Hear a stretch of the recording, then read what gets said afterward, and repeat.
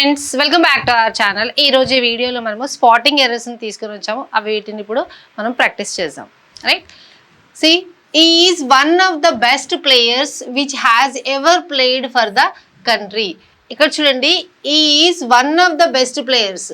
ఇక్కడ అందరు best players ఉన్నారు. ఈ బెస్ట్ ప్లేయర్స్లలో ఇతను ఒకడు. Is one of the best players, ఇంతమంది బెస్ట్ ప్లేయర్స్ ఉన్నారు, అందులోకించి ఇతను ఒకడు. Which has ever played for the country.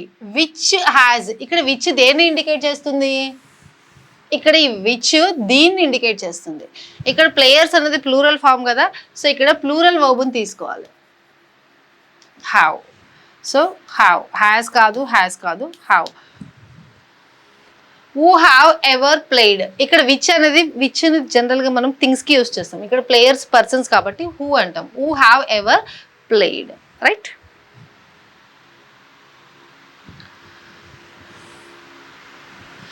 Neither of the two boys have completed the assignments.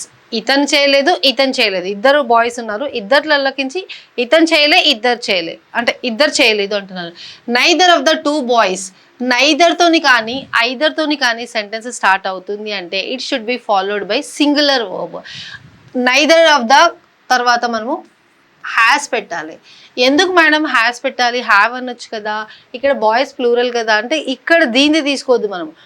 Neither of the boys, ఈ bye కాదు, ఈ బాయ్ కాదు, ఇద్దరు చేయలేదు. నైదర్తో సెంటెన్స్ స్టార్ట్ అయినప్పుడు సింగులర్ వర్బ్ని తీసుకోవాలి. ప్లూరల్ సబ్జెక్ట్ ఉంటుంది బట్ సింగులర్ వర్బ్ తీసుకోవాలి. Neither of the two boys have completed the assignment. Had కాదు, వర్ కాదు, has. Right. The teacher asked to the students to remain silent. Teacher asked to the students కాదు, teacher asked the students. ఈ asked తర్వాత డైరెక్ట్గా ఎవరిని అడిగింది? Object, వాళ్ళు రావాలి డైరెక్ట్గా. అంటే the teacher asked the students to remain silent. Asked the students. for కాదు, et కూడా కాదు. She is senior than her sister. ఈమె వాళ్ళ సిస్టర్ కన్నా సీనియర్ అని చెప్పాలనుకుంటున్నారు. ఒక పాయింట్ గుర్తుపెట్టుకోండి, సీనియర్ కావచ్చు, జూనియర్ కావచ్చు, సుపీరియర్ కావచ్చు, ఇన్ఫీరియర్ కావచ్చు, ఏవైతే అడ్జెక్టివ్స్ ఎండింగ్ విత్ ఐఓఆర్తో ఏవైతే అడ్జెక్టివ్స్ ఎండ్ అవుతున్నాయో వాటికి కంపల్సరీగా టు పెట్టాలి, దాన్ పెట్టద్దు. ఇక్కడ దాన్ కాదు, to. She is senior to her sister. The answer is knowing the answer కాదు. నో అనేది ఏంటి? Stative verb. ఎగ్జాంపుల్ చెప్తాను.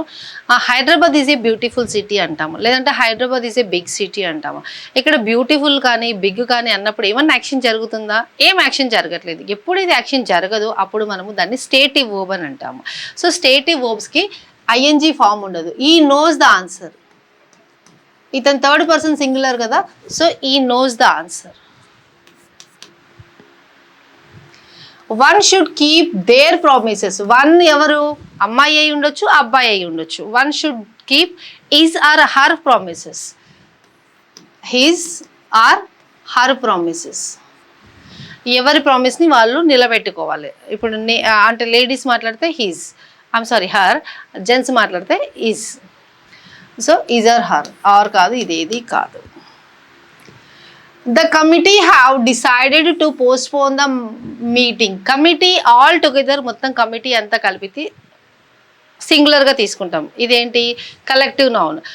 కమిటీలో మెంబర్స్ 10 మెంబర్స్ ఉండని, 20 మెంబర్స్ ఉండని, 5 మెంబర్స్ ఉండని, కమిటీ మొత్తంని కలిపితే కమిటీని సింగులర్గా తీసుకుంటాము. ఎప్పుడు? కమిటీ మొత్తము వాళ్ళందరిది డిసిషన్ ఒక్కటే ఉన్నప్పుడు. సో కమిటీ డిసైడ్ అయ్యింది పోస్ట్పోన్ చేద్దామనేసి మీటింగ్ని, అంటే మొత్తం కమిటీ డిసైడ్ అయింది కదా, అందరు డిసైడ్ అయ్యింది కదా, సో కమిటీని సింగులర్గా తీసుకోవాలి. కమిటీ హ్యాస్ అనాలి. Committee has decided to postpone the meeting. Has. ఇవేవి కాదు. I look forward to meeting you. Look forward to అనేది ఏంటి అంటే prepositional phrase. Look forward to ఇది ప్రిపోజిషనల్ ఫ్రేజ్. ప్రిపోజిషన్ తర్వాత మనకి ఏం రావాలి? నౌన్ కానీ లేదంటే V1 ప్లస్ ఐఎన్జీ ఫామ్ అయినా రావాలి. సో ఇక్కడ వర్బ్ వస్తే V1 ప్లస్ ఐఎన్జీ ఫామ్ రావాలి. I look forward to meet you కాదు, మీటింగ్. ప్రిపోజిషన్ దేనికన్నా ముందు వస్తుంది? నౌన్కి కానీ ప్రొనౌన్కి కానీ ముందు వస్తుంది. సో వర్బ్ని మనము నౌన్ ఫామ్లోకి తేవాలంటే ఏం చేస్తాము, జెరండ్కి తీసుకెళ్తాము, అంటే V1 + ing form. Look forward to meeting you. She insisted to go there alone. ఆమె ఇన్సిస్ట్ చేసింది అలోన్గా వెళ్ళు అనేసి. ఇన్సిస్ట్ ఏదైతే ఉందో, insist followed by on, insist on, దీని తర్వాత V1 + ing ఫామ్ రావాలి. ఇన్సిస్ట్ ఆన్ గోయింగ్, గో ఉంది కదా, దీనికి ing ఫామ్ రావాలి. Insist on going. Is good in mathematics, good in కాదు, good at. Insist on, interested in, interested in, ఇలా fixed prepositions ఉంటాయి మనకి, right. Each of the students have submitted the project. So ఇందులో ఒక 50 members ఉన్నారు. 50 మెంబర్స్లోకించి ఎవరి ప్రాజెక్ట్ని వాళ్ళు సబ్మిట్ చేశారు, ఎవరిది వాళ్ళే సబ్మిట్ చేశారు కదా. ఎప్పుడే కానీ గుర్తుపెట్టుకోండి, ఈచ్తోని సెంటెన్స్ స్టార్ట్ అయ్యింది అంటే ఫాలోడ్ బై సింగులర్ వర్బ్ ఉండాలి. Each of the students have కాదు, has submitted the project. Has. The news is very shocking. The news అన్నది సింగులరా ప్లూరలా? ప్లూరల్ కదా మేడం, ఎస్ ఉంది కదా మేడం అని అనకండే, సింగులర్ ఇది. న్యూస్ సింగులర్, ప్లూరల్ కాదు. న్యూస్ అంటే ఏంటి, north, east, west, south. News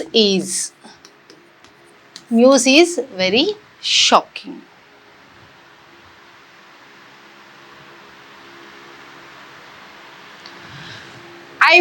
ఈ prevented me to enter the room. అతను నన్ను రూమ్లోకి రానియకుండా ప్రివెంట్ చేశాడు అంటున్నాడు. ప్రివెంటెడ్, దీనికి ప్రివెంటెడ్ మీ, నన్ను ప్రివెంట్ చేశాడు, ఓకే. ప్రివెంటెడ్ మీ ఫ్రమ్ తర్వాత V1 + ing ఫామ్ రావాలి. ప్రివెంటెడ్ తర్వాత ఫ్రమ్, దేని నుంచి ప్రివెంట్ చేశాడు, from entering. He prevented me from entering. అంటే ఇక్కడ జెరెండ్ ఫామ్ రావాలి. V1 + 2 + V1 ఏమంటారు, 2 + V1 ఈ ఫామ్లో ఉండదు, ఈ జెరెండ్ ఫామ్లో ఉండాలి, రైట్. సో ఈ prevented me from entering the room. This book is preferable than that one. Preferable ఇంతకుముందు మనం చూసాం, సీనియర్, జూనియర్, సుపీరియర్, ఇన్ఫీరియర్, ఇవన్నిటికీ మనము ఏం యూజ్ చేస్తాము, దాన్ యూజ్ చేయము, టు యూజ్ చేస్తామని. అలానే ఈ ప్రిఫరబుల్కి కూడా దాన్ యూజ్ చేయము, టూని యూజ్ చేస్తాము. దీనికి కూడా మనము టూని యూజ్ చేస్తాము. He did not knew the answer. ఒక పాయింట్ గుర్తుపెట్టుకోండి, do, does, did always followed by V1 form, irrespective of the subject, irrespective of the tense. Tense ఏదైనా ఉండని, సబ్జెక్ట్ ఏదైనా ఉండని, డూ, డస్, డిడ్ వచ్చిందంటే కంపల్సరీగా V1 ఫామే ఉండాలి. ఇక్కడ డిడ్ తర్వాత న్యూ, ఇది V2 ఫామ్, ఇది రాంగ్. V1 రావాలంటే did not know, a did not know, ఇవేవి కాదు, right. The patient died from malaria. ఇక్కడ 2-3 పాయింట్స్ గుర్తుపెట్టుకోవాలి. డైడ్ ఆఫ్ వచ్చిందంటే ఒక డిసీజ్తోని చచ్చిపోయి ఉండొచ్చు, అంటే చనిపోయి ఉండొచ్చు, డిసీజ్ ఉండొచ్చు, లేదంటే హిల్నెస్ ఉండొచ్చు, లేదంటే న్యాచురల్ కాజ్ ఉండొచ్చు. ఈ died of old age, old age వల్ల చనిపోయి ఉండొచ్చు. ఈ డైడ్ ఆఫ్ క్యాన్సర్, క్యాన్సర్ వల్ల చనిపోయి ఉండొచ్చు. ఈ డైడ్ ఆఫ్ ఇల్నెస్, ఇల్నెస్ వల్ల చనిపోయి ఉండొచ్చు. సో ఆఫ్ అంటే ఏదైనా డిసీజ్ ఉన్నప్పుడు ఆఫ్ని యూజ్ చేస్తాం. Died of malaria. కాకపోతే డైడ్ ఫ్రమ్ ఇక్కడ లేదు, బట్ అది కూడా చెప్తాను నేను ఇక్కడ. డైడ్ ఫ్రమ్ అంటే ఏంటి అంటే, ఈ డైడ్ ఫ్రమ్కి ఏం ఎగ్జాంపుల్ ఉంది మనకి,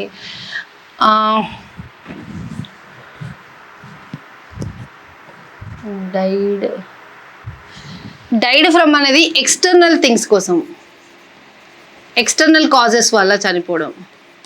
ఇప్పుడు ఒక ఎగ్జాంపుల్ చూసాము, ఈ died of sorry died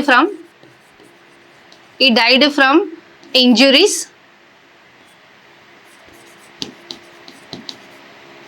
injuries after accident. Accident జరిగిన తర్వాత ఇంజురీస్ నుండి అంటే ఇంజురీస్ ద్వారా చనిపోయాడు. డైడ్ ఫ్రమ్ అంటున్నామంటే ఎక్స్టర్నల్ కాజెస్ వల్ల, ఒక యాక్సిడెంట్ వల్లనో లేదంటే ఎక్స్టర్నల్ కాజెస్ ఇంకేదైనా జరిగిందే అలా చనిపోతే వాళ్ళని ఏమంటారంటే డైడ్ ఫ్రమ్ అంటారు. అదే డైడ్ బై అని కూడా ఉంటుంది. డైడ్ బై సుసైడ్, డ్రౌన్, వాటర్లో కొట్టుకుపోతారా అది died by drown, died by suicide. Died with అంటే ఏంటి అంటే చనిపోయేటప్పుడు ఏదైనా రోగం ఉంటే ఆ రోగంని డైడ్ విత్ అని అంటాము. కానీ ఆ రోగం వల్లనే చనిపోయిందని కాదు, ఇంకేదన్నా రీజన్ ఉండొచ్చు చనిపోవడానికి. కానీ చనిపోయేటప్పుడు అతనికి క్యాన్సర్ ఉంది, ఎగ్జాంపుల్ ఒక పేషెంట్ చనిపోయాడు, క్యాన్సర్ ఉంది, కానీ ఆయన క్యాన్సర్ వల్ల చనిపోలేదు, మేబీ యాక్సిడెంట్లో చనిపోయింది అనుకుందాం ఎగ్జాంపుల్. సో అలాంటి టైంలో ఈ డైడ్ విత్ క్యాన్సర్ అంటారు. అంటే చనిపోయేటప్పుడు క్యాన్సర్ ఉంది కానీ ఆయన చనిపోయింది దేనివల్ల, యాక్సిడెంట్ వల్ల. సో అలాంటి టైంలో ఏమంటాము, ఈ died from injuries after accident. Injuries వల్ల చనిపోయాడు, యాక్సిడెంట్ అయిన ఇంజూరీస్ వల్ల. ఇది వేరే సిచ్యువేషన్, బట్ మీకు ఎగ్జాంపుల్ అర్థం కావడానికి నేను ఇక్కడ చెప్తున్నాను. సో ఇక్కడ డైడ్ ఫ్రమ్ మలేరియా కాదు, డైడ్ ఆఫ్ మలేరియా. ఇక్కడ చూడండి, ఇక్కడ ఒక పాయింట్ పెట్టి ఈ పాయింట్ నుంచి వెళ్ళి ఉంటున్నాను అని చెప్తే, అంటే 2020 అనుకుందాం, 2020 నుంచి వెళ్ళి ఇంకా కూడా ఉంటున్నానంటే ఈ పాయింట్ ఆఫ్ టైం చెప్పిండు కదా, అప్పుడు సిన్స్ అంటాం. కానీ ఇక్కడ మనకి 5 years నుంచి ఉంటున్నా అన్నాడు. 5 years నుంచి అంటే ఇప్పుడు ఇక్కడ మనం 2026 ఉన్నాము, 5 years బ్యాక్ వెళ్తే 2021 అని వస్తుంది కదా మేడం, కాదు. మనకి ఇక్కడ పీరియడ్ చెప్పట్లేదు, ఎప్పటి నుంచి వెళ్ళి ఉంటున్నాడు అనే టైం పీరియడ్ చెప్పట్లేదు. అలాంటి టైంలో ఇక్కడ సిన్స్ అనొద్దు, ఏమనాలి, ఫర్ అనాలి. He has been living here for 5 years. అదే ఇప్పుడు 2020 నుంచి వెళ్ళి ఉంటున్నా లేదంటే 21 నుంచి వెళ్ళి ఉంటున్నా అని చెప్పాలనుకుంటే he has been living here since 2020, right. ఇక్కడ for 5 years. She is married with a doctor. Married with a doctor కాదు, married to a doctor. She is married to a doctor. He is accustomed with getting up early. అంటే తొందరగా లేవడానికి అతను అలవాటు పడిపోయాడు. Accustomed అంటే అలవాటు పడిపోవడం. అకస్టమ్డ్ విత్ కాదు, accustomed to. Is accustomed to getting up early అంటే తొందర లేవడానికి ఆయన అలవాటు పడిపోయిండు. The furniture were expensive. Furniture అంటే ఇప్పుడు చూడండి, ఇదే రూమ్ తీసుకుంటే ఫర్నిచర్ మనకి సోఫాస్ ఉంటాయి, ఏసీ ఉంటుంది, కూలర్స్ ఉంటాయి, రిఫ్రిజిరేటర్స్ ఉంటాయి, ఇవంతా ఫర్నిచర్. అదంతా కలిపితే ఫర్నిచర్. కానీ మా దగ్గర ఫర్నిచర్లు ఉన్నాయి అంటామా, ఫర్నిచర్ ఉంది అంటామా, ఫర్నిచర్ ఉంది అంటాము. Furniture all together is a singular. అయితే మీరు అనొచ్చు, మేడం సింగులర్ ఎందుకు, ప్లూరల్ రావచ్చు కదా, దానికి ప్లూరల్ ఫామ్ ఉంటుంది కదా, ఫర్నిచర్స్ అనొచ్చు కదా అంటే అనలేము. అట్లా దేనికి దానికి ఇండిపెండెంట్గా ప్లూరల్గా తీసుకోవచ్చు మనం. ఫ్రిడ్జ్ ఉందనుకోండి, fridges, ACs, refrigerators, washing machines, దేనికి దానికి సపరేట్గా అవి ప్లూరల్ ఫామ్స్ ఉన్నాయి. ఆల్ టుగెదర్ ఫర్నిచర్ కోసం మనం మాట్లాడినప్పుడు furniture is a singular one. So furniture was expensive.